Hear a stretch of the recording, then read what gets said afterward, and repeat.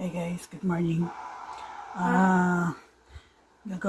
Magmamarinate ako ng bangos pang prito. Ito.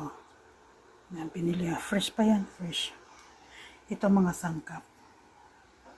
Maraming bawang, maraming sili, kasi dadalawa ang ating gagawin. Isang garlic at saka isang garlic with chili. Pero ito ay pwede namang wala. Pero ako gusto kong may lasa na talaga. Kaya maglagay ako ng ganito. Paminta at asin. Yun lang. Yun lang gagawin natin. Yan ang mga ingredients. Yan. Nakalimutan ko pala guys. Kailangan pa rin natin ng suka. Dito, maglalagay ako ng suka. Marami. Yung kakasya dun sa pagbababaran ng isda. Tapos, ilagay ko dito ang garlic. Yan, lahat. Iubos ko yan. Garlic yan. Yan. Ganyan natin.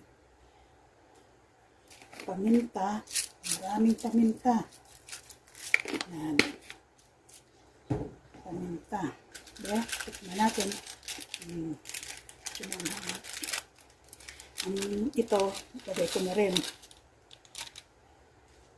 Tapos, ilagay natin ang asin.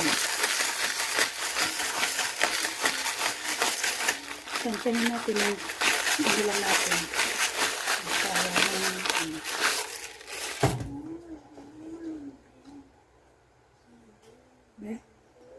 ng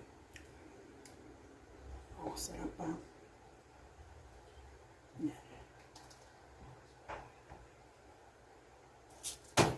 Okay na yan.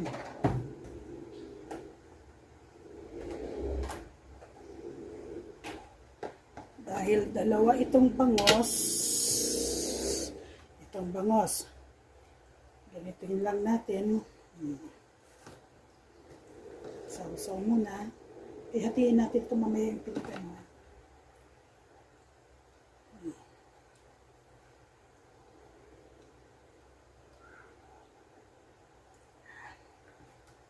Tapos, ito.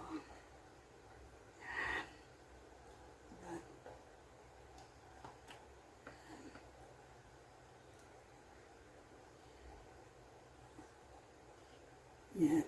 Isok na natin siya. Ilagay natin ang ibang